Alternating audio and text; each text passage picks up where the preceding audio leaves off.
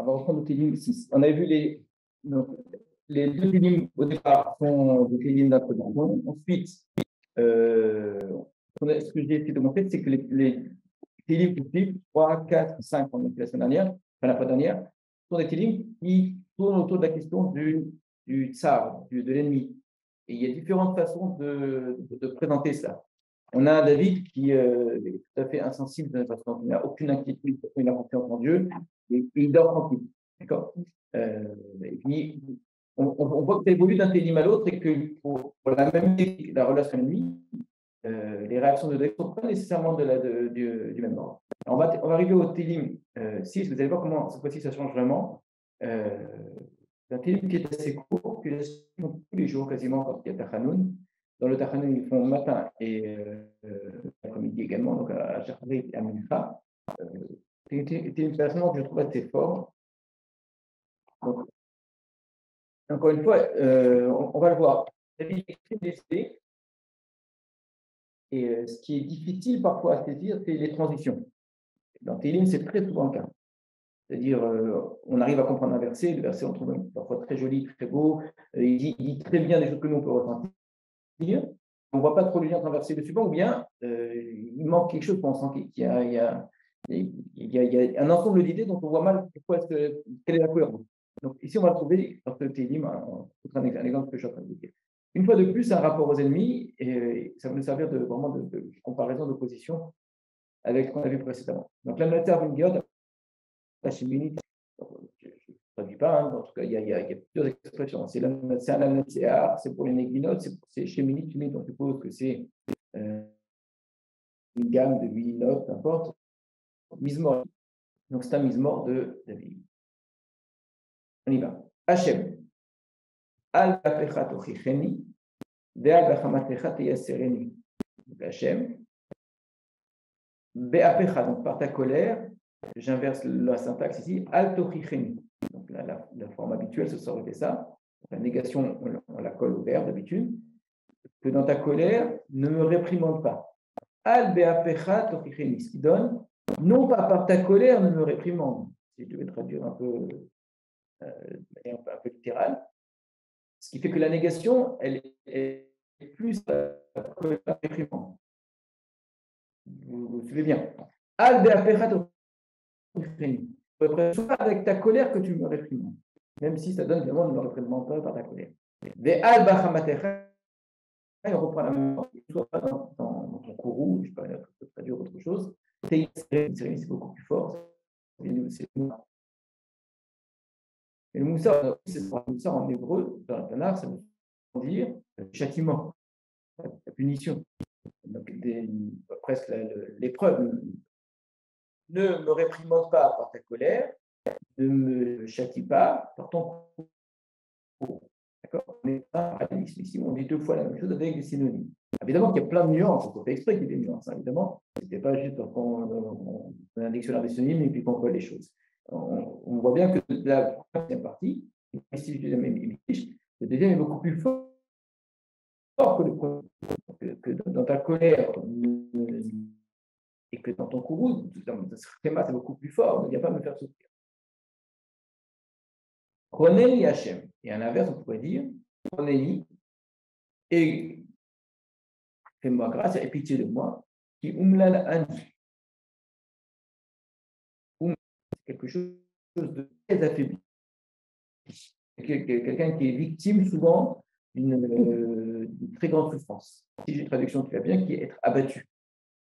Souvent, c'est lié à des causes extérieures, c'est-à-dire ça peut être des causes naturelles, ça peut être la maladie, ça peut être la pauvreté, ou ça peut être des ennemis qui lui font du mal, etc. Refaeni Hashem, guéris-moi Hashem, qui nivalu atsamai, car mes os, nivalu, sont apeurés, c'est sentiment de traumatisé. Choneni Hashem, Refaeni Hashem. Donc, et grâce et pitié Hashem et guéris Hashem. Qui imulal ani, car je suis abattu. Et dans notre cas, qui nivhalu atzamai, car mes os sont dans la béala. Dans le umlal, il y a souvent quelque chose qui est physique. quelqu'un qui est abattu, peut-être moralement, etc., mais même physiquement, on le sent fatigué, faible et parfois même malade. D'accord? Ça va bien le référer. Là aussi entre le premier amitié et le deuxième qui reprend de manière parallèle, on a aussi quelque chose qui est gratuit. C'est important. Juste avant le pas, ça peut signifier juste ne me fais pas de mal. J'ai pitié. Tu avais envie de me frapper, ne me frappe pas. D'accord? Référer, c'est beaucoup mieux que c'est moi. D'accord? Ce qui fait qu'on peut presque lire les deux psukim, les quatre hémistiches, à la suite. La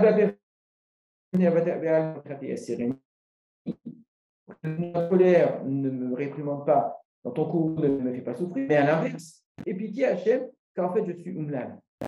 Et guéris-moi, car mes os sont complètement perturbés. D'accord? En désarroi ici.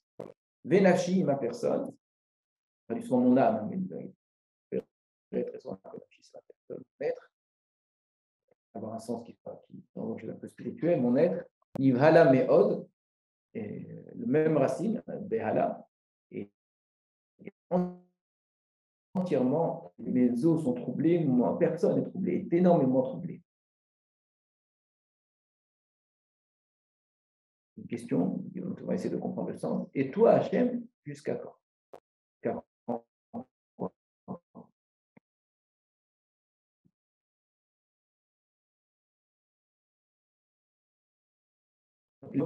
C'est la suite de Refaeni Hachem Kinivalu Atzamai, car mes ossements, mes os sont troublés et ma personne est très troublée. Et toi, Hachem, jusqu'à quand? Tu me feras souffrir comme ça? Tu me feras souffrir. D'accord? Ou peut-être pire.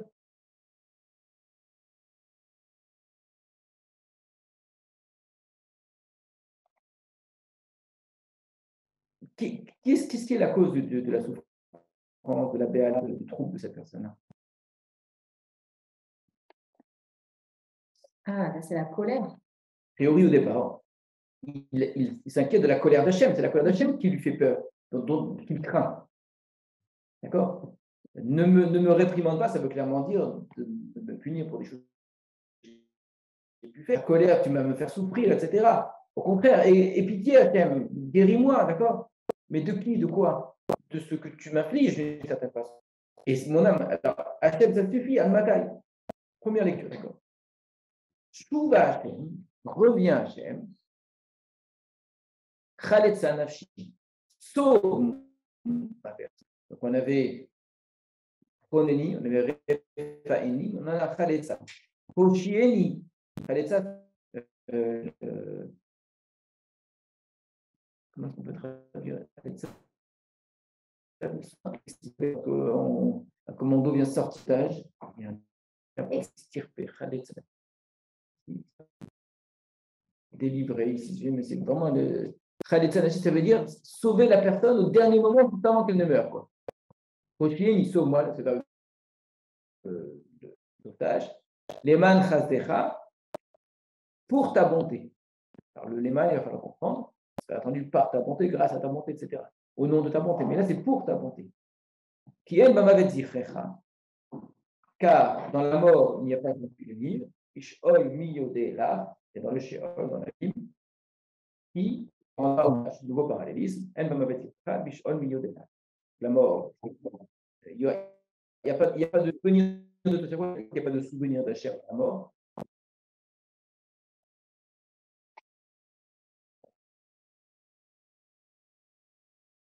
Voilà. Il n'y a personne qui va rappeler ton souvenir. Donc, Hachem, si je meurs, eh ben, je ne pourrai plus chanter ta louange, je ne pourrai plus rappeler ton nom.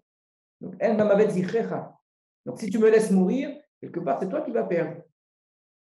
Bishol, et là, il dit clairement, et dans le Sheol, Miyodela, qui va être reconnaissant, qui va te dire merci. Donc, je veux vivre. Pourquoi je veux vivre? Pour te remercier, pour te louer. Maintenant, on comprend mieux le pasuk. Hoshieni, sauve-moi, leman chazdecha, pour ta bonté à toi, pour ta bonté. Pas parce que tu es bon. C'est pour que l'on dise ta bonté. Leman chazdecha, pour que ta bonté soit reconnue. Qui est Mamavet Zichrecha? Alors, on voit très bien le qui, car il y a, dans la mort, il n'y a pas de souvenir, dans le Sheol, il n'y a personne pour te reconnaître. On sent Donc c'est une fila ici, hein, clairement. Il parle à Hachem. Dans cette, on sent quelqu'un qui souffre très fortement. C'est pas une petite souffrance, il est troublé dans ses eaux, il appelle ça de la maladie, d'accord? Il veut l'aider. Or, parmi les dizaines et dizaines de télim où David demande à Hachem de l'aider, là c'est très différent. Il demande à Hachem de l'aider, alors qu'Hachem, dans une certaine mesure, est dans un état, dans une situation où il est en colère contre lui. Au contraire, il aurait des raisons peut-être de le faire souffrir. Donc, sauve-moi pour que je chante la louange, ça, c'est quelque chose qu'on connaît, c'est un thème effectivement qui est très fort dans le Tanakh. Donc, si je meurs, il n'y aura personne pour chanter ta louange. Si Hana, si je n'ai pas d'enfant, il n'y aura personne pour d'accord. Donc, on a tout ce qui est un petit peu comparable. Mais c'est et celui qui semble troublé, qui semble être en colère, et celui qui sauve, c'est Hachem. Et l'homme, il est troublé, il est perdu par rapport à ça.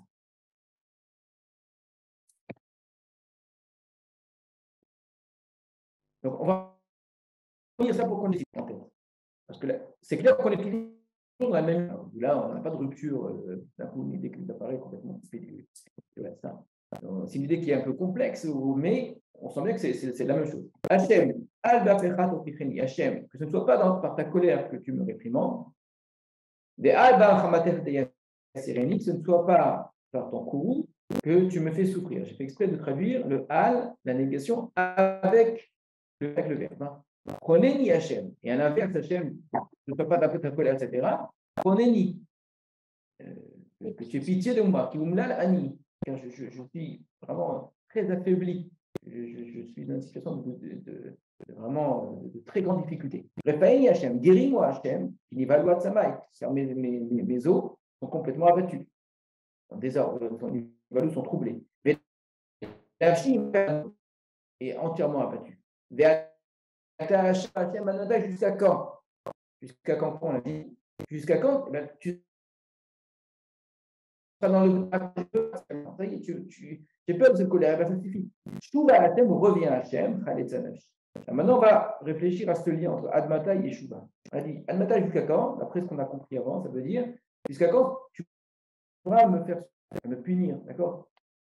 Maintenant, si je lis avec ce qui va suivre plutôt, Admatai Shouva Hachem Admatai, ça veut dire quoi?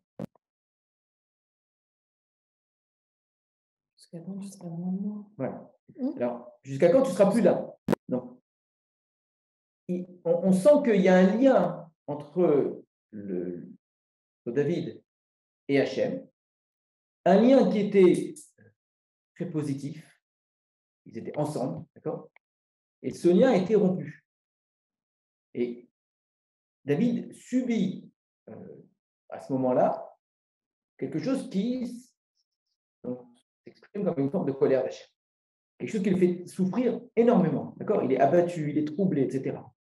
Et il dit que si ça lui arrive tout ça, c'est parce que Hachem n'est plus avec lui. Shouva Hachem Khaletza Nafshi, souvent on peut le lire avec Khaletza, et revient me sauver, d'accord? C'est clair jusqu'ici. Pourquoi? Car qui est-ce qui va chanter tellement? Je chantais tellement avant. On vivait dans une sorte d'idylle auparavant qui était très belle et tout allait bien. Et puis, c'est passé quelque chose où je déjette en colère contre moi. Donc, on suppose que David a dû faire aussi quelque chose de mal. S'il constate la colère d'Hachem et qu'il considère qu'il a quelque chose à se reprocher, probablement. Mais volontairement, il n'est pas ça en avant. Il ne va pardonne-moi pour mes fautes, etc. C'est plus ça le problème. Et c'est intéressant justement de ne pas l'aborder sous cet angle-là. Il pourrait, dans le même, mais encore dire, exactement la même chose. Mais en rajoutant, oui, et puis c'est vrai que j'ai fauté, mais maintenant j'ai regretté, et puis je ne recommencerai plus. D'accord? Et à terme, tu acceptes la teshuva. Ce n'est pas ça l'idée. On n'est pas ici dans David qui reviendrait sur un passé négatif. Pas plus qu'il ne reviendrait sur son passé positif qu'il y avait avant. Simplement, aujourd'hui, c'est très dur Hachem. Tu es en colère contre moi. Ça suffit. Maintenant, aie pitié. D'accord? Parce que qui est-ce qui va chanter ta louange? Donc, ce n'est pas au nom d'une teshuva passée, c'est au nom d'un avenir que, quelque part, si j'existe, je pourrais chanter ta louange. On avance un petit peu. Yagati ve'anchati. Yagati, c'est la fatigue. Vous savez,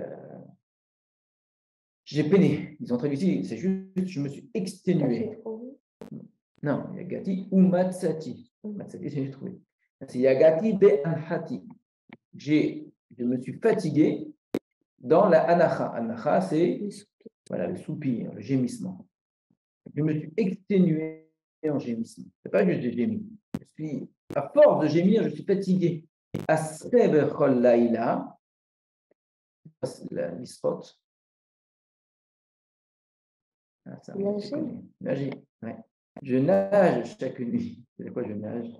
Je suis noyée par le pleurs. Je baigne dans mes larmes. Il n'y a pas les larmes. Je suis dans un enfant. Donc, donc, chaque nuit, je nage dans mon lit, Bedimati, Arsi, Amse, dans ma larme, littéralement. Arsi, c'est un des mots pour dire le lit. La couche. Oui, je sais que ça ne veut pas dire la couche non plus, mais c'est. RS, c'est une autre façon très belle de parler du lit. Amse, je vais le faire fondre. Je vais l'inonder de larmes. Vous avez vu la différence avec le premier qu'on avait vu? Sur ces deux journées. Voilà. C'est pas tout qui est très dur. Il y a Gati ben Khati. Je suis exténué de gémir, de gémissement, par mon gémissement. Asreb Kholaïla Mitati. Je baigne chaque nuit dans mon lit. Bedimati Arsi Amse. C'est par mes larmes que j'inonde, je fais fondre je fais couler les termes, pardon, je fais couler mon lit. Et continue. Ashesha Mikaas. Elle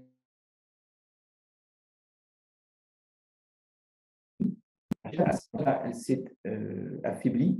Mikaas, le mot kaas veut souvent dire la colère, c'est vrai, mais très souvent le mot kaas, dans tes livres, ça veut dire la souffrance.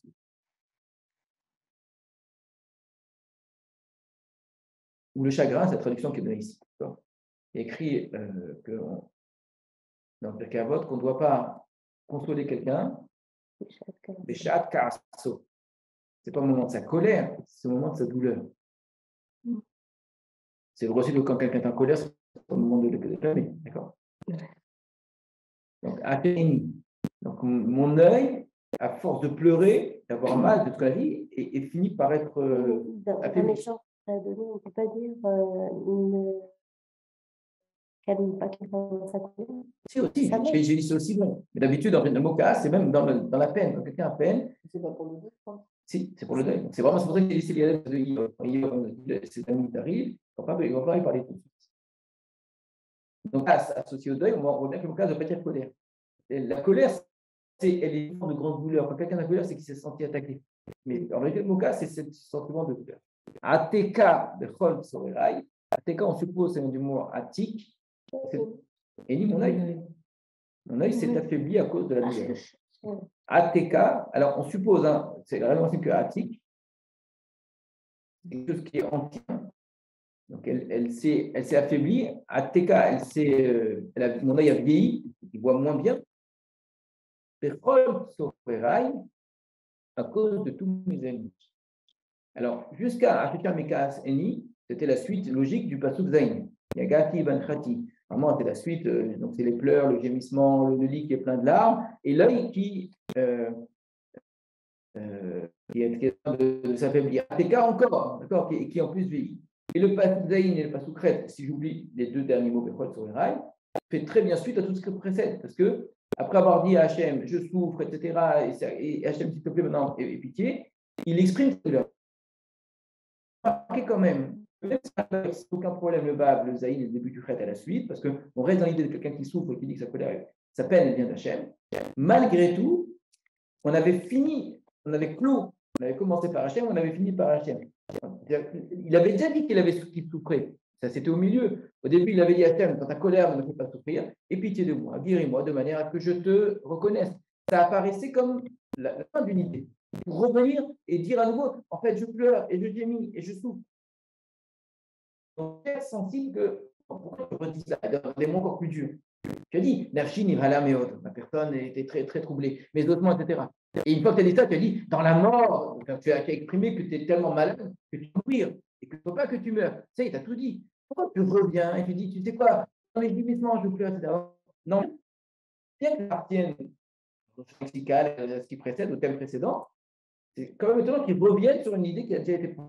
Surtout quand on se rend compte que finalement, l'ennemi, c'est lui qui le fait souffrir.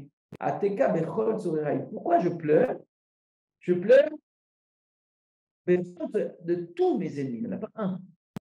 Tous ceux qui me font du mal. Pourquoi il parle de ses ennemis ici? Voilà, je lui ai dit. Vous avez annoncé au début de ce texte, un télim parmi plein d'autres, où tout d'un coup, sans faire attention à la rupture. On a une idée, on a une autre idée, on ne voit pas la transition. Ça t'apprend à dire que ton problème vient d'Hachem, je ne comprends pas. Sourou mimeni kol pour aller à éloignez-vous de tous ceux qui agissent avec iniquité injuste. Pas Hachem kol bichli, car Hachem a entendu le son de mon pleur. Pour mon pleur, on a entendu toute cette idée-là que vous exprimez là, le pleur. Donc écartez-vous, car Hachem a entendu le son de mon pleur. Shama Hachem techinati, Hachem a entendu ma supplique. Hachem, c'est Pilat Mika, Hachem, la prière, il l'a compris. Ils vont avoir honte et ils vont être en Béhala. Troisième fois qu'on va se bér, cette fois-ci, ça ne s'applique plus à lui. La même chose, Béhala Me'od. Avant, c'était Nafshi, maintenant, c'est eux qui vont avoir honte et qui vont se retrouver dans une grande confusion. Koloïvaï, tous mes ennemis, les mêmes côtés. Tous vous, ils retourneront, Yevoshu Raga, et ils vont être remplis de honte, Raga, en un instant. Donc, clairement, on a la première partie du Télim jusqu'au Passouk bas, d'accord? C'est Passouk bête, guillemets, ces 5 Psukim-là, c'est dans la relation avec Kadosh, ça s'exprime. C'est un lien avec Kadosh Baruch, où il souffre terriblement, il parle même de mort, hein, et il demande de le sauver de ça, et que Hachem ne le réprimande pas dans sa colère, etc. D'accord? C'est clair. À partir du Passouk, on ne se rend pas compte qu'on a changé d'idée, mais en fait, on comprend très bien par la suite. C'est sûr que ça commence par Zaïd. Zaïd, Tête, Yud, Aleph, 5 Psukim à nouveau, où là, ce qui fait souffrir David, ce sont ses ennemis. Ils les font vraiment souffrir, c'est pas rien, puisqu'il dit dans des mots très durs, encore plus durs qu'avant. Il pleure, il est dans les larmes, son lit est inondé, d'accord? C'est quelqu'un qui est vraiment dans une très grande souffrance. Il a tellement pleuré que ses yeux se sont affaiblis, qu'il a vécu trop vite, d'accord? Pour finir, quand même avec une confiance, ces ennemis-là qui font tellement mal, qui font tellement souffrir, il leur dit, allez-vous-en, parce qu'Hachem, il m'a écouté, en fait.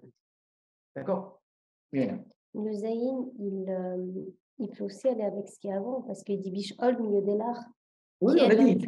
Au début, on se rend même pas compte qu'on a changé. Il y a Gati, Ben Tradi, etc. Sauf que, il se rend là. La plainte, elle n'était pas au Passoukar. La plainte, je dis la plainte, l'expression de sa douleur, elle était au Passoukar. Nafshi ni Bahala Meod.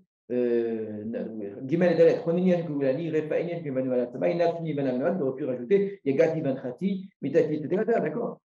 Il a fini avec la plainte. Pendant qu'il a fini avec la plainte, il y a une vraie cohérence, une logique. Hachem, dans ta colère, ne me fais pas souffrir. Hachem, guéris-moi parce que je souffre terriblement. Et tu sais quoi? Si je meurs, qui est-ce qui va te louer? Voilà, on a compris.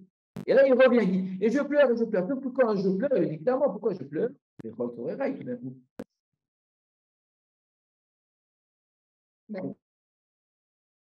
Est-ce qu'il répond à qui te rend hommage? Alors, la question, c'est ça. Donc, sauve-moi la vie. Oui, on n'a pas besoin de. Et la suite d'ailleurs, parce qu'il y a plein d'ennemis, finalement. Alors, et je suis le seul. D'accord. Tu ne peux pas compter sur les autres. Les autres vont aller pour aller. Ça, c'est juste. Pourquoi est-ce qu'on entendrait parler des ennemis? Mais en vérité, la problématique, elle n'est pas là. La problématique, elle est mais qui te fait souffrir? Pourquoi il pleure? Pourquoi est-ce qu'il est en Béala?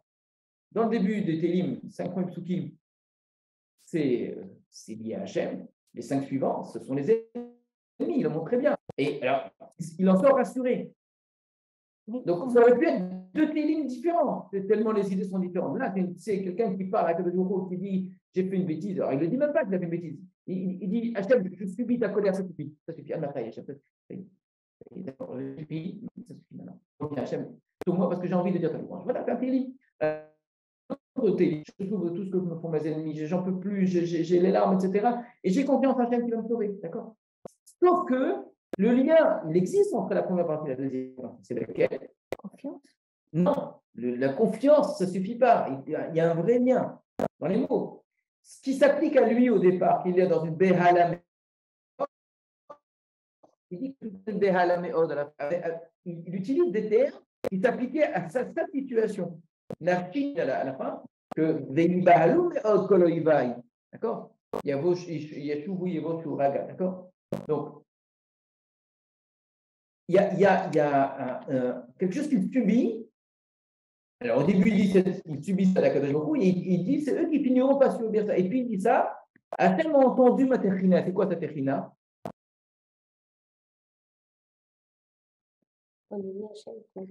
C'est les 5 premiers psukim. C'est justement la première partie du Télim, c'est une tefila.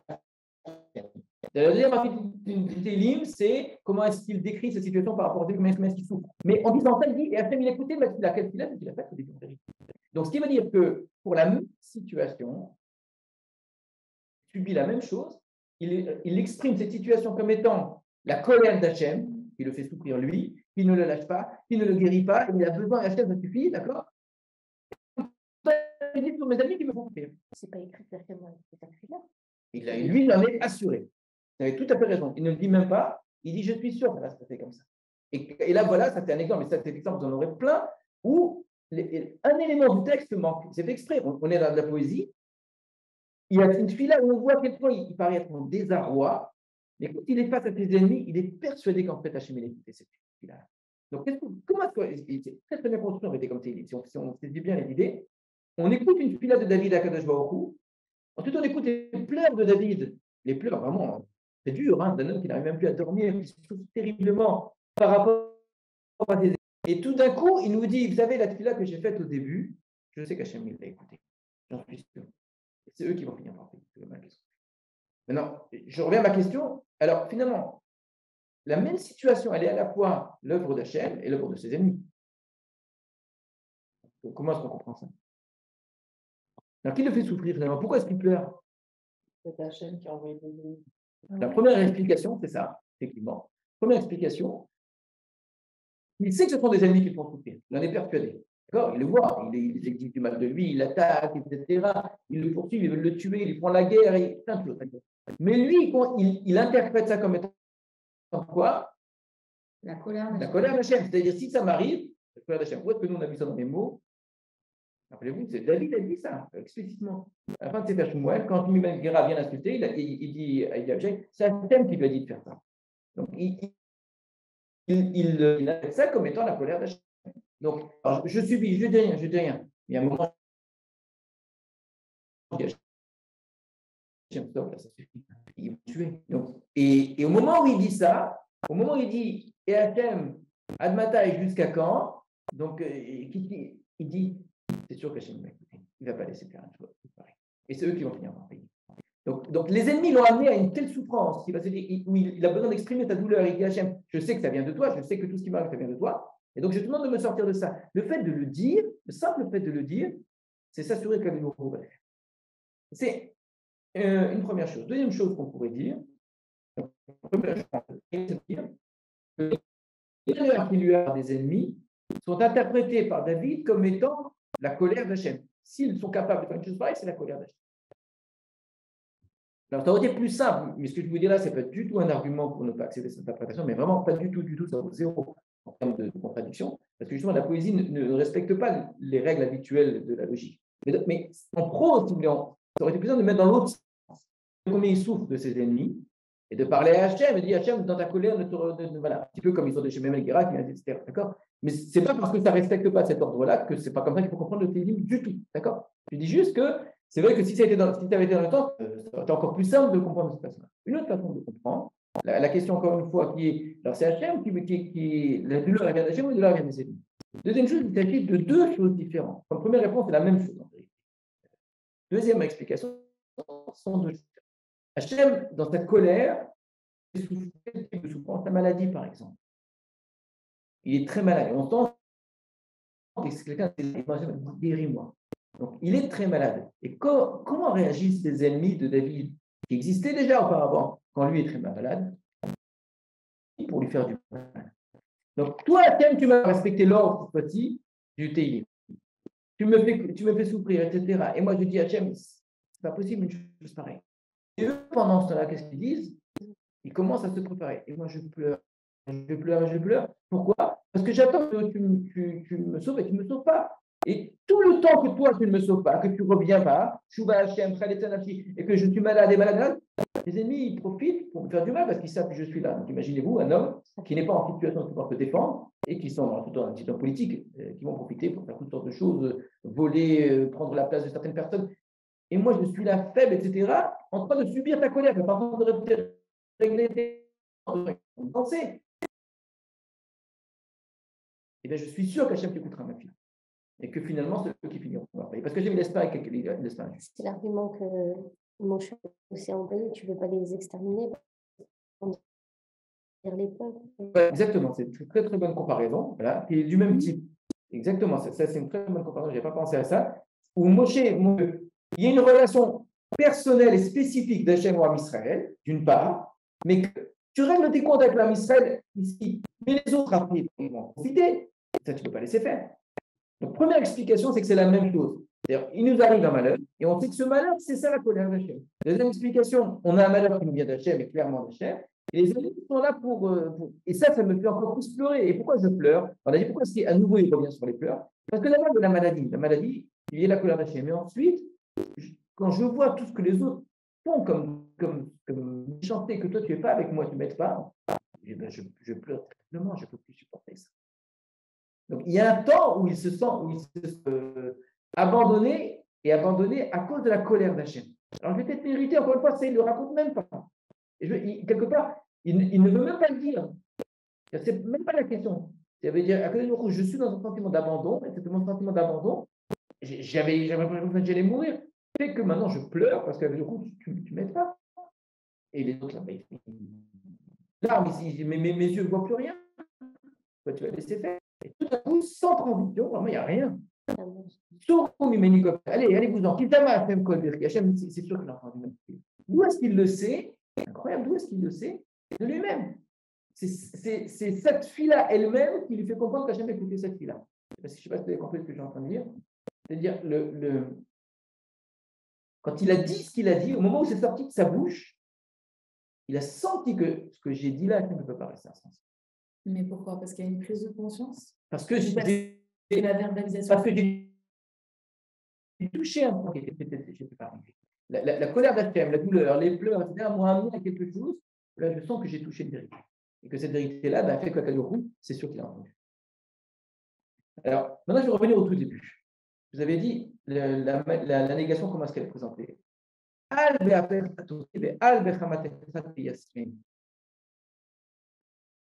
pas écrit comme la traduction le dit. Hachem ne me réprimande pas dans ta colère. Ça aurait été Al-Tochicheni be'apecha. Non, mais c'est poétique. Je sais bien, mais la poésie, si tu veux l'entendre, elle signifie comme ça. Que ce ne soit pas dans ta colère que tu me réprimandes. Que ce ne soit pas dans ton courroux que tu me fais souffrir, que tu me punisses. D'accord? Ça veut dire quoi? Et là, on entend ces pleurs. Après avoir dit que le mot, il rajoute des pleurs. Que tu me réprimandes, j'accepte. Que tu me fasses souffrir, j'accepte. Mais pourquoi de la colère? Pourquoi c'est tellement dur? D'accord? Ça veut dire, réprimande-moi, mais sans colère. Fais-moi, punis-moi, mais sans ce gourou, c'est trop. Au contraire, et un peu pitié à Hachem, c'est pas possible, guéris-moi de cela. Donc, c'est vraiment une relation à Hachem. Donc, même pour moi, c'est clair que après la première explication, c'est que dans sa relation d'ennemi, ce qui le fait souffrir, ce n'est pas les ennemis. Ce qui les fait souffrir, c'est l'abandon d'Hachem. Et il sent, c'est pas possible que ça finisse comme ça. Il n'y a pas de réponse d'Hachem. Et pourtant, il est persuadé. Les mots que j'ai prononcés sont des mots qui me font prendre conscience qu'Hachem fait. Alors, on entend une tfila ici, où celui qui fait la tfila exprime une idée, où il demande quelque chose à Hachem. Poneni, Refaeni, Hachem. Refaeni, on l'a repris dans la tfila, Refaeni, Hachem, Vénérafe, etc. D'accord? Donc, c'est un langage de tfila, mais un langage de tfila qui se termine par une assurance absolue. D'accord? Mais regardez comment nous, on fait la tefila quand on fait la nuit. C'est exactement la même chose. On commence par Raphaël. On dit Hachem, guéris-nous. On dit Baruch Ata Hachem, Rofé. Donc Hachem qui est Rofé. On ne termine pas. Nos brachot, c'est jamais une bracha de demande. Nos brachot, c'est toujours des brachot qui expriment une réalité. Hachem qui reconnaît la dalle. Hachem qui accepte les gens qui font tchouva. Hachem qui est. Donc, au moment où on demande, mais la vraie tefila, ce n'est pas la demande. La vraie tefila, c'est la reconnaissance que Hachem donne la guérison. Et à un moment, David ressent ça. Il a peur. Il dit ta colère, arrête ta colère, je ne peux plus. Reviens à Kadosh Baruch Hu, regarde, je suis sûr que tu vas m'aider. Et donc, d'un moment de grand désarroi, il y a un espoir très, très, très grand. Vous avez vu la différence qu'il y a entre ce télim sur le thème aussi des ennemis. Avant, on a dit télim avant de dormir, télim le matin quand on se réveille, etc. On entendait ça quasiment dans la télim d'avant. Là, c'est un télim de la nuit, vraiment, où très, très, très différent. Très loin de cette assurance où je dors tranquille. Je sais que demain matin, je serai réveillé, du coup, il aura réglé les comptes. Hein. Ça finit malgré tout par une assurance. Hein. Mais une assurance, avant d'y arriver, qui est très, très, très, très dure. Alors, on continue.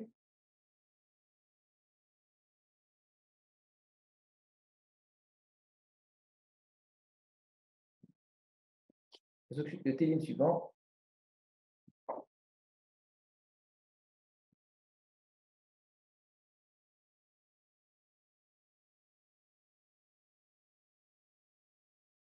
Alors que le début ressemble à notre télim dans les idées, avec justement un élément qui nous manquait précédemment.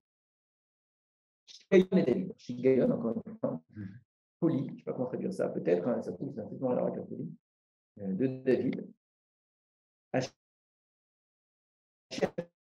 Car la Hachem, qui a fait parole, couche Ben Yemi. Il a avoué un très grand nombre d'hypothèses sur c'est quoi couche Ben Yemi.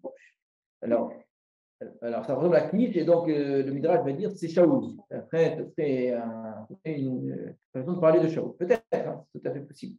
Au sujet de ce que Shaoul aurait dit, pour expliquer pourquoi est-ce que c'est méprisant, c'est une façon de se moquer de lui. Il nous dit ça n'a rien à voir, couche Ben Yemi, ça peut être. Vraiment, il y a plein d'explications. Il y en a qui disent c'est Shimi Ben Gera. Vraiment, il y en a quelqu'un qui dit que c'est vraiment un monsieur qui a fait couche. Peu importe, Hachem Elokai. Ça commence comme au début, Hachem. Il interprète. Elokai, mon Dieu. Bechachasiti. C'est en toi que je m'abrite. Oshieni Mikol Rotfai. Sauve-moi de tous ceux qui me poursuivent. Atsileni. Le verbe, Atsileni, et délivre-moi. Penitrot, Karienafshi. De peur qu'il ne déchire, qu'il ne dévore comme un lion, la personne. Porek, c'est démembré. Mais El Matsil, sans que personne ne vienne sauver. C'est qui celui-là? L'ennemi, votre faille.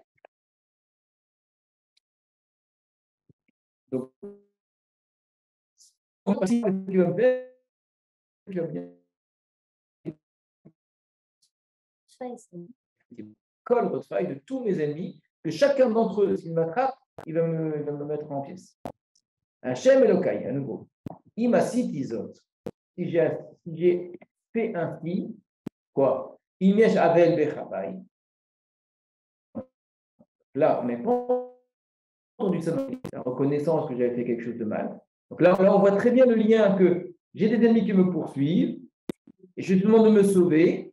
Et si tu ne me sauves pas, c'est parce que j'ai fauté. D'accord? Donc on voit très bien que l'ennemi, finalement, sert les saints d'Hachem. Ingamalti Sholmi Ra. Le mol, c'est rendre quelque chose à quelqu'un. Sholmi.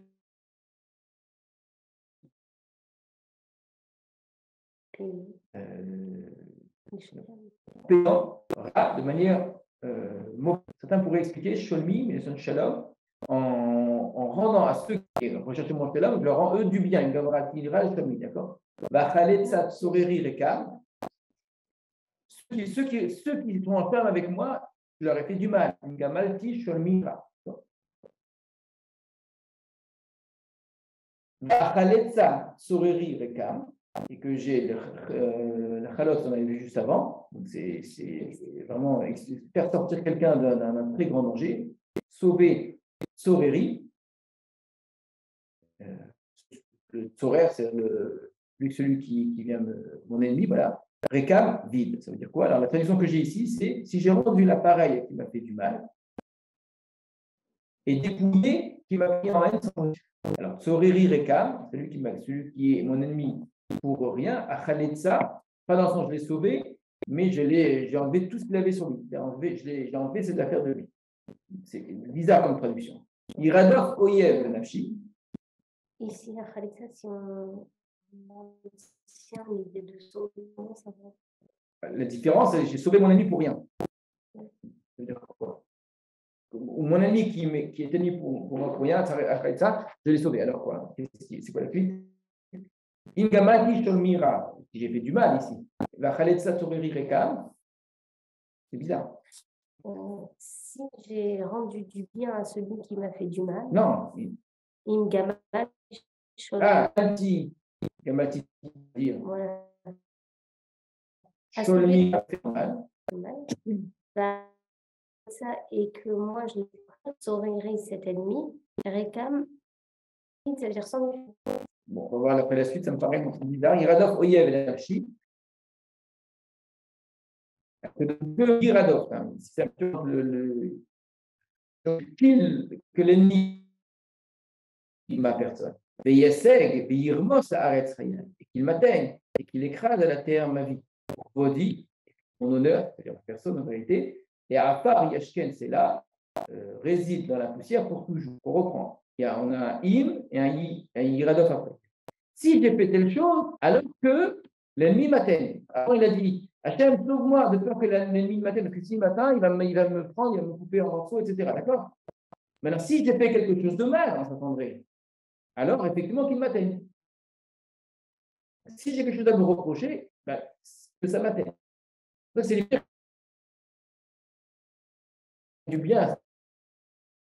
On comprends? C'est quelque chose qui serait. Si je l'ai fait du bien, alors qu'il m'atteigne du mal, C'est vraiment une sorte de charme. David, il faisait de la musique, il lui faisait du bien, et l'autre, il le poursuivait pour lui faire du mal. D'accord, et à chaque fois, il va le dire. Donc, au contraire, il ne va pas dire si j'ai fait du bien à mon ennemi, alors qu'en fait, il me tue. C'est l'inverse. Lorsque Yiradef, Non, ça veut dire si j'ai fait ça, que ça m'arrive. C'est l'inverse, c'est l'idée, ça m'arrive. Donc, je veux que tu me sauves de mes ennemis. Et je sais très bien, si je n'ai pas les mains propres, ça m'arrive. C'est pour ça qu'il faut Imgamalti Sholmira, si j'ai rendu du mal à quelqu'un. D'accord? Si je me suis mal comporté. Khaletsa Toreri Rekam, si j'ai fait sortir, dans le sens j'ai fait sortir ses affaires, etc., Toreri à mon ennemi, Rekam pour rien. Donc, il y a l'idée qu'effectivement, il a fait du mal. Il était Gomelra, d'accord? Il a dépouillé quelqu'un, on le sent bien. Mais il dit, mais c'est pas quelqu'un qui dit, mais j'ai jamais touché personne, j'ai pas touché une mouche, c'est pas ça qu'il dit. Mais est-ce que j'ai fait ça pour rien? Est-ce que c'est ça pour que l'autre m'a fait du bien? Plutôt à l'avance. J'ai eu un temps, mais c'est du mal. Et si ce n'est pas le cas, si le que j'ai fait n'était pas mal, qui était mal, alors d'accord, lève-toi Hachem dans ta colère. On a déjà vu cette expression comme Hachem.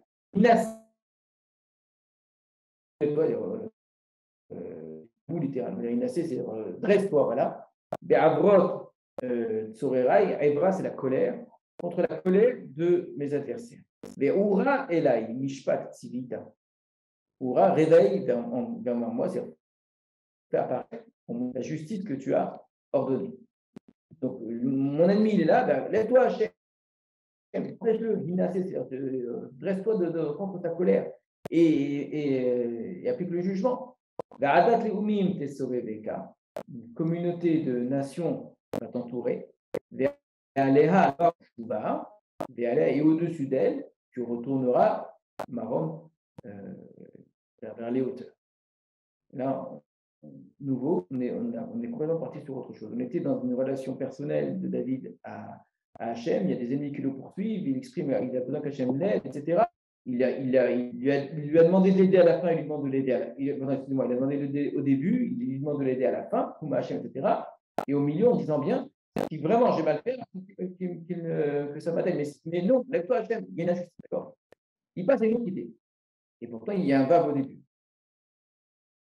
Va'adat et une nation et une assemblée de peuples va t'entourer. Hachem Yadin Amin. Hachem va juger les peuples.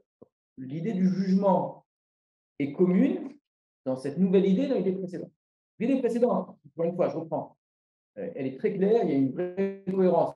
On ne peut pas du tout bête, plutôt comme Isaïe. D'accord. C'est là qui se recommence. Oui, c'est vrai, je suis d'accord. Mais comme très souvent, c'est là, on ne peut pas les. Vous avez raison. Mais du Passouk bête au Passouk Zayn, on sent bien qu'il demande de l'aider à cause de ses ennemis. Et on le retrouve avec Soreraï au Passouk et au Passouk Zayn, même après le Séla.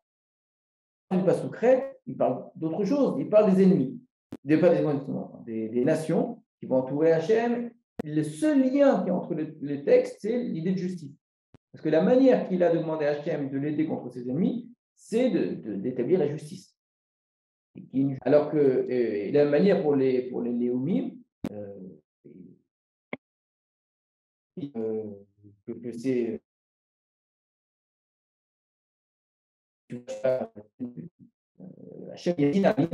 Hachem va juger les peuples. Et il termine, Shofteni Hachem, juge-moi Hachem, Ketzivki, selon ma justice, ou Pretoumi Alay, et selon mon innocence, selon mon degré d'innocence. Ça, c'est ce qu'on a entendu. Il a dit, si j'ai mal fait, alors que je paye. Donc, juge-moi Hachem, Shofteni Hachem, Ketzivki, ou Pretoumi Alay. Igmor Nahara, Rechaim, ou Techonen Tzadik. Donc, Igmor Nahara, on a tous dit un jour ou l'autre, que le mal cesse enfin, Igmor Nahara. Rechaim, Techonen Tzadik. Le mal ici des méchants, ou Techonen Tzadik, et qu'à l'inverse, le Tzadik soit établi. Ara Rechaim, plutôt j'aurais dû dire enfin, que le mal des méchants cesse et que le Tzadik s'établisse. Ou Kim Tzadik. Celui qui connaît les cœurs et les entrailles, c'est ce qui est la pensée des gens, et le Kim Tzadik, c'est Hachem qui est juste. Donc le Tzadik, le mot Tzadik, il change de sens. Le Tzadik Passouk, le début du Passouk, c'est le juste. Dans le jugement, le mot Tzadik, c'est un mot qui vient du jugement. Le mot Racha et le mot Tzadik, c'est l'innocent et le coupable. Quand on sort celui qui est coupable, le terme Racha vient de là, donc les Harshia, c'est condamné. Tzadik, c'est l'innocenté. C'est quelqu'un qui est sorti innocent d'un jugement. Ici. Maintenant, dans le deuxième sens, Elohim Tzadik, c'est Hachem qui est juste, hein, comme un juge qui est juste. Gini al Elohim, mon sauvetage, ma protection plus exactement, al Elohim et Moshia, il fait sauve, une idée qui revient tout le temps, c'est qu'Hachem, lui qui est sauvé, le mérite, qu'il soit juste, qu'il soit tzaddik, qu'il soit tam, qu'il n'ait pas fait de mal, etc. D'accord. Elohim Shofet tzaddik, Elohim est un juge qui est juste, Yom, et c'est un Dieu qui se met en colère chaque jour. Juste, ça veut dire qu'il pardonne, qu'il est juste, l'innocent, celui qui est innocent, mais il punit celui qui fait mal. Imlo Yachou, pas péchou. Son épée, il va l'aiguiser. Kashto, il va diriger l'arc. Il va ajuster. Il est là, il attend de tirer. Et pour lui, il prière, il sable, et ces flèches, les dolkim, il en fait des dolkim. C'est des flèches qui sont flammées. Il prépare des flèches flamboyantes pour punir ceux qui le Hine yechabel aven. Vehara amal, veyalad shaker. C'est très difficile, les traductions sont multiples là-dessus. Hine, voici. Yechabel aven. La traduction que j'ai ici, c'est sous-entendu le méchant. Yechabel aven. Yechabel, c'est-à-dire qu'il va préparer des. Les chabel, c'est détruire normalement. Préparer des choses qui sont injustes. C'était là qu'on a les méchabel.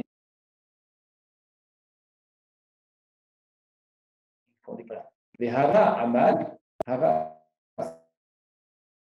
On se voit tomber enceinte, préparer une naissance plus tard. C'est quoi?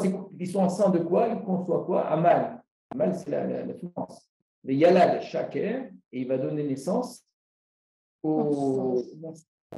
Puis Chabel Aven, il faut presque dire, c'est l'acte qui précède le fait de tomber enceinte.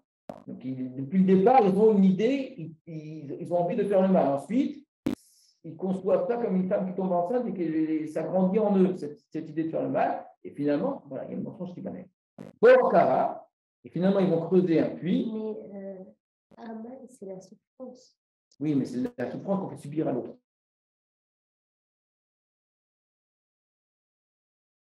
Mais pourquoi ça donne naissance au shaker?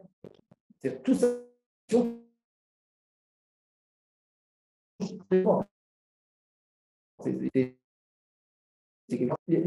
présente ici le mal qui est de l'ordre d'une injustice par rapport à qui est juste, qui est vrai. Donc, ils sont. Ils veulent le faux, et ça fait du mal. Borkara, ils vont creuser un puits, va y repérer où, bien enfoncé, bien creusé. Aven, c'est une mensonge. Aven, c'est des choses qui sont. C'est souvent un synonyme de mensonge, très souvent. Donc, il y a une Chabel Aven, il y a la jaquette. Mais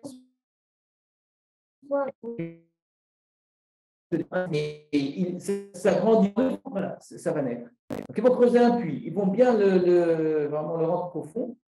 Pas mais finalement, ils vont tomber, eux, le chakrat ifal. Dans le chakrat, c'est un terme qui est synonyme ici du corps. Dans la fosse, ifal, il a du même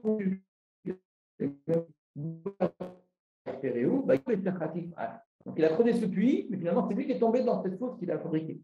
Yeshua Aman au Berosho. Son Aman revient sur sa tête.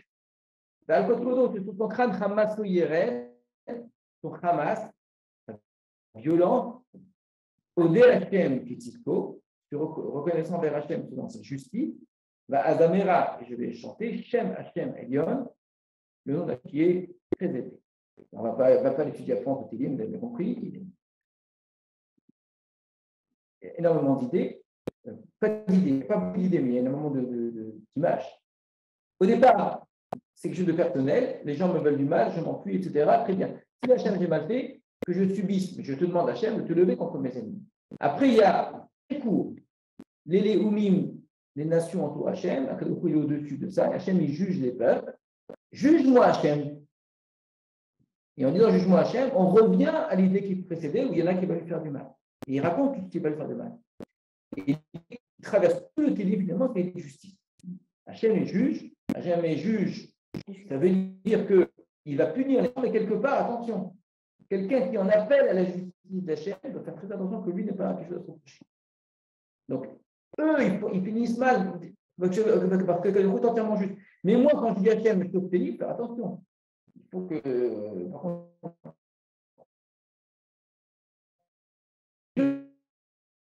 ici, qui est vraiment une justice très forte. C'est quoi la tête au milieu? Qu'est-ce qu'elle va aller à la Mouchouba? Pourquoi est-ce qu'au milieu, il y a la communauté des nations qui entoure Hachem, et au-dessus, de manière très élevée, après du coup, il regagne sa maison très haute. Hachem qui juge les peuples, etc. Et c'est dans la transition entre ce personnel et ce qu'il raconte pour les ennemis. Tout ce que eux vont subir, que ces gens de mensonges, pas juger, pas punir, etc. C'est que tout le monde est jugé, pas que lui. C'est l'idée. On entend beaucoup d'idées, effectivement, dans ce film qui renvoient à l'idée de Rosh Hashanah où il n'est pas juge de David, juge des ennemis, il est juge des nations. Alors, il faudrait, c'est la suite, hein, que c'est ça la condition pour que Yaakov soit un Maram Chou. si le monde était fait que d'injustice, celui qui creuse un puits, et bien,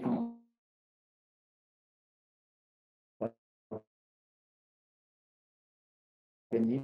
Il ça au centre en disant que la grandeur à de Baruch, c'est la justice dans le monde. Donc là, ça passe par moi. Là, je sais très bien que j'ai intérêt et que eux, il leur arrivera leur malheur parce qu'ils sont injustes. Et si tu laisses faire ça, lui, je vais reconnaître quoi? Ta justice, précisément. Dans le feeling d'avant, on avait beaucoup de mots, hein, combien d'être odé, etc. Ce sont précèdes qui étaient dit. Qui va dire ton précède à bon fait? Là, c'est l'idée de justice. C'est dur. Et justement, il n'a pas de justice dans les précédentes. Je vous ai dit, il n'a même pas dit qu'il a compté. Il dit à la colère d'Hachem. J'en supplie, Hachem. Punis-moi, mais sans colère. Ça veut dire, j'accepte ce qui m'arrive. Mais il ne dit pas, parce que j'ai fauté, je regrette, etc. Il n'y a pas cette idée-là. Là, il dit clairement, j'ai fauté, j'ai fait teshuva. Et aux autres, d'ailleurs, Hachem, là, il est prêt. S'ils font teshuva, ils ne tirent pas cette flèche. Donc, on est dans un pays là qui insiste beaucoup plus sur la notion de justice, la notion de pardon aussi, qui est possible, qu'elle est coupée. Mais dire que Kadour est grand, c'est-à-dire que Kadour est juste. Juste, c'est à double tranchant. Ce n'est pas qu'il va me défendre tout le temps quoi que je fasse. Que pour en appeler à cette justice divine, il faut y tenir.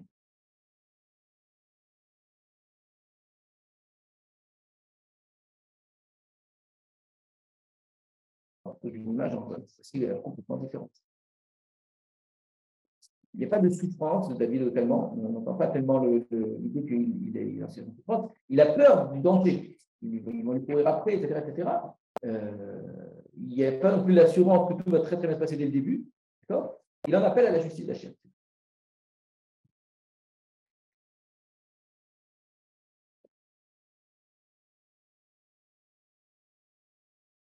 Alors, on va faire que lire le suivant.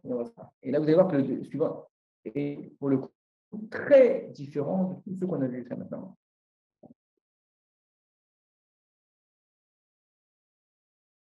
Sauf à un endroit. Et là aussi, cet endroit, c'est celui qui va nous poser problème. Mais comment tu passes d'un sujet à l'autre? Enfin, pas pareil. Tous les téléphone qu'on a vu jusqu'à maintenant sont liés, d'une manière ou d'une autre, à l'inimité, l'injustice, la guerre contre des gens qui font du mal. D'accord? Les Tzorim, mes ennemis, etc. D'accord? Et c'est exprimé sous des formes très différentes, des sentiments très différents, avec une relation à qui est différente. Et là, vous allez voir, c'est plus du tout le sujet. La note Sakhalakiti qui nous mord, Hachem a donné, encore une fois, Hachem, en début de Télim, les deux qui précédents. Il y a eu Hachem tout court, Hachem Elokai, la deuxième fois, et Hachem a donné nous. Hachem, notre maître pluriel, Ma'adir Shimcha Bechol Haaretz. Il a donné nous Ma'adir. Combien ton nom est grand, glorieux dans toute la terre. Asher Telahodecha al Shamaim, toi qui donnes ta majesté sur les cieux. Dans toute la terre, ton nom est grand, et dans tous les cieux, il y a ta majesté. Alors, ça, c'est des images très récurrentes dans Télim, où il parle des cieux, il parle de la terre, comme on appelle beaucoup dans les cieux. Il y a sa grandeur, c'est ça. Mipi en Elim, des Yokim, Salta Oz. Très beau passage, mais pas évident à comprendre en réalité, mais qui sont très bien. Mipi en Elim, c'est par la bouche des Olélim. Les Olélim, c'est les nourrissons. Voilà, les nourrissons, exactement. Enfin, il y a dans Yokim par nourrisson, c'est plus proche du mot de mec. Olélim, les bébés, hein, les petits-enfants. C'est de la bouche des enfants et des nourrissons. Salta Oz, je ne fais que traduire. Salta, tu as fondé Oz, la puissance. Et puis, on les Yokim, ils Salta Oz. Ça veut dire quoi? On sent ici qu'on joue sur des images qui semblent opposées comme ça. Et les enfants qui sont très faibles, etc. C'est dans la bouche des enfants qu'il y a que tu as fondé la puissance. Oh, c'est une puissance très, très forte. Les mains sorera, et pour tes sorérim, donc on va retrouver les ennemis ici, voilà, tout d'un coup. Les hashbit, Oyer ou Mitnakem, pour faire disparaître l'ennemi ou Mitnakem, et celui qui veut se venger. D'accord? Qu'est-ce qu'il veut dire ce que on était Hachem, ton nom est très grand dans toute la terre. Donc, on a deux idées pour l'instant. La grandeur d'Hachem dans le premier passou. Dans le deuxième passou, on a l'idée des ennemis que va les faire disparaître, et une idée incompréhensible, c'est dans la bouche des enfants que tu as fondé la connaissance. Alors, on va voir la suite du quand je vois tes cieux, l'œuvre de tes doigts, il y a rien que la lune et les étoiles, chaque que tu as établi. Quand je vois ça, qu'est-ce qu'est l'homme, l'humain, pour que tu le mentionnes, tu penses à lui. Ou Ben Adam, et le fils de l'homme qui tifke de nous, Pakad et Zachar, c'est des synonymes aussi, pour que tu tifke de nous, tu penses que tu fasses attention à lui. D'accord? Quand je vois tes cieux, les œuvres de tes mains, la lune, etc., c'est quoi l'être humain? On n'est rien par rapport à ça. Les galaxies, c'est incroyable. Et aujourd'hui, encore plus. Hein. À l'époque, l'image qu'on avait des étoiles, tellement de ce qu'on est aujourd'hui, on sait que c'est.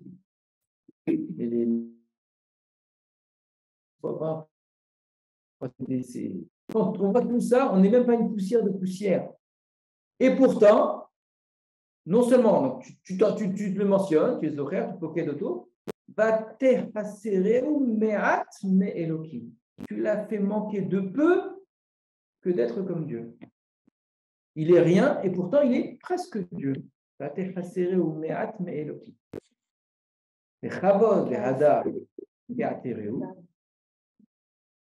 Et d'honneur et de hadar, ça ressemble un petit peu à ce qu'il avait dit tout à l'heure au sujet de Hachem, tu l'as enveloppé. Donc tu as enveloppé l'humain de magnificence. Donc là, tu l'as couronné de gloire et de magnificence. Donc l'humain qui n'est rien, il n'est même pas une poussière de poussière dans l'univers, il n'est rien par rapport aux étoiles, au ciel, etc. Tu l'as rendu presque, mais à peu de choses être comme Dieu. Tu l'as rendu plein de magnificence. Tamshileu bemaase yadech, le mot Moshel, tu l'as rendu dirigeant, tu l'as fait gouverner. Maase yadecha, les œuvres de tes mains. C'est pas tu l'as comparé? Non, c'est pas machin, c'est une chose. Kol shatata haragla. Tamshileu bemaase yadecha, tu l'as fait gouverner. Les hamshil, le mot Moshel, c'est celui qui gouverne. Les hamshil, c'est pas vous. Tu as fait gouverner les œuvres de tes mains. Kol, tout. Chata, tu as étendu ta hadragla sous ses pieds. Sonné à la film koulam. Sonné, c'est comme sonne, les brebis et les gros béliers, tous. Les gars, mais même Bahamot Sadai, les bêtes des champs. Si les eaux des cieux, des Géayam, et les eaux de la mer. Au vert, tout ce qui traverse les chemins des mers. Hachem a donné nous, comme on avait au début, Ma'adir Shimcha Bechola Aretz. Les mêmes mots. C'est comme un refrain, on commence par Hachem. On commence par Hachem Ademadi Shimcha Aretz, on termine par Hachem Ademadi Shimcha Bechola Aretz. Imaginez, vous n'avez pas le code Guimel. Et puis, on a un tilim qui se tient très bien, une seule idée. Toi, dont la gloire, elle est dans les cieux. Quand je vois les cieux, justement, l'œuvre de tes mains, c'est extraordinaire. C'est quoi l'homme? C'est rien du tout, l'homme. Et pourtant, tu l'as fait comme Dieu. Tu as tout donné. L'humain, avec son intelligence, avec sa force, est capable d'envoyer jusque la planète Mars, est capable de voyer. C'est incroyable quand même. D'aller observer des choses qui sont au fond de l'univers. Ce qui est capable de faire l'être humain, c'est tout. Ses pieds, il est comme Dieu. D'accord. Kélokim. C'est ce que disait Nachash, l'Istem Kélokim. On n'a pas expliqué, mais puis Voilà, j'ai dit, si on ne fait pas tout guillemets, on a paradoxe. On n'est rien, et pourtant il est comme Dieu. Et c'est Hachem. Et pourquoi il termine à la fin Hachem de nous m'a dit Shimcha Bechol Haaretz? Si l'idée c'est de dire combien c'est grand, c'est extraordinaire Hachem, ça va très bien au début, ça ne va pas avec Hachem qui a fait de nous comme Dieu. Justement, alors à force de glorifier l'homme, on a peur d'oublier la qualité de la Kadosh, comme si ça diminue en quelque sorte Hachem. C'est pour ne pas dire que. On reconnaît que tout ça vient d'Hachem. Voilà. Donc, non seulement on reconnaît, moi je même plus que ça, c'est que parce qu'il est comme Dieu, le terme est très dur, il peut prendre la place de Dieu, d'accord? Et dans ce cas-là, on ne pourra pas dire mais c'est justement parce qu'il est comme capable de tout dominer et tout diriger, s'il en a conscience que ça vient de toi, que c'est toi qui es comme ça, alors on va dire parce que ton nom, en vérité, il n'est sur les cieux qu'à la condition qu'il y ait un homme pour l'entendre, le voir et le dire. Et le voir et contempler tout ça. Maintenant, de laisser l'homme contempler tout ça, c'est le risque que l'homme, au contraire, fasse l'inverse. Donc, je vais donner une intelligence aux hommes pour saisir toutes ces choses-là. Mais si je leur donne ça, ils vont devenir comme Dieu, donc ils vont prendre ma place. Donc, il faut surtout ne pas faire ça. Hachem a dit, Hachem ne fera pas la arrête. Alors, j'entends presque à dire Shimcha le mot. C'est l'argument du Nachash qui c'est quelqu'un qui. Voilà, Yodé, c'est pas le Tovera, mais l'idée très forte est d'être comme Dieu, de pouvoir tout diriger. Rachid Toplat, il dit qu'il faut être comme Dieu, Yotzre en la mort, créateur du monde. On sent ça, tu domines tout, tu diriges tout, ça on va vérifier. Alors, il nous reste pas tout dit même, mais qu'est-ce qu'il fait là? Mi-pied, en les livres de Yomkim, il sa de Taron, dans la bouche des enfants et des nourrissons, tu as ça. Le Midrash qui va dire. Ça veut dire que même les enfants, c'est d'une telle évidence que la gloire elle est sur les cieux, que même un enfant qui ne comprend rien, il a déjà la conscience. C'est-à-dire quoi, il s'attaose, l'expression. Donc, même un enfant, qu'est-ce qu'il fait? Tu as fondé la puissance. Tu as pas fondé la puissance. Il a la conscience que tu es fondateur de tout. C'est-à-dire que c'est lui, l'enfant, qui dit que c'est toi qui es tout puissant. D'accord. Alors, les mains sont rerecha, les hachpit, oya ou mitnakem.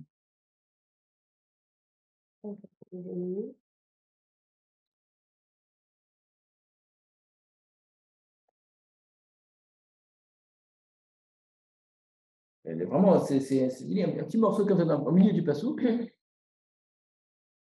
Le Midrash, ton mi-pied au lit, il est très joli. Il dit, vous avez tous entendu ça, c'est par la bouche des enfants que le monde tient. Oz, c'est Hachem, Oz, Amoïten, c'est la Torah. Issa, Taoz, c'est on est dans un télim qui parle du monde, la création du monde, etc. Et tout ça, tient par la bouche des enfants. C'est magnifique, c'est très beau. Il y a des enfants qui lisent les paroles de Torah. Si les enfants, il n'y a pas le souffle des enfants qui étudient la Torah, tout ce monde-là magnifique, etc., c'est dominant. Tout ça, c'est très très beau. Ça paraît loin du chat du texte, mais c'est une magnifique idée. Maintenant, ça va quand même dans ton sens, Rina, c'est ce que tu disais, c'est que même les enfants ont conscience de ça. Les enfants, eux, ils voient ça et waouh, c'est merveilleux, etc. Donc en vérité, un enfant, si on lui tourne pas la tête, il lève les yeux et voit les étoiles. J'ai appelé des Khalachanaïm. Exactement, Abraham, depuis enfant qui a appelé la Comment tu passes de Oz à Torah? Alors, non, ça c'est Midrash. Il dit Hachem, Oz et Amoïten. Donc, il dit Sata Oz, le terme Oz, il ne pas très souvent à la Torah. Mais je dis, ce n'est pas la lecture première du Passouk. Mais ça renvoie à l'idée vraie du Passouk, qui est de dire que même les enfants sont conscients de cette puissance-là, et c'est eux qui chantent quelque part la grandeur d'Hachem. Alors, qu'est-ce qu'ils viennent faire les man sur Recha, les Hashbit, Oyeb, Omikem?